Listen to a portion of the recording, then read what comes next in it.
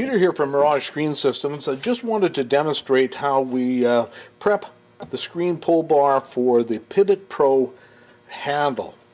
So we have a full-size screen unit here. Some things you're going to need. You're going to need a measuring tape. You're going to need a pencil. You're going to need a drill. You're going to need a step drill, 1/2 inch, and also 3/4. You only need in perfect conditions, you only need the 1/2 inch, but you may need the 3/4 if you want to widen it out a little bit more, or if you want to deburr the hole.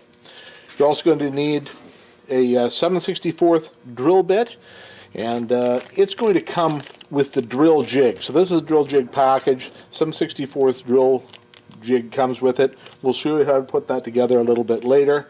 And you're also going to need a PivotPro package. So this comes with the strike plate, the shaft that joins the two handles, the mounting screws, and the two PivotPro handles, or sides of the handles, that will need to be taken a little bit apart, but it arrives looking very much like it's going to be when it's final assembly.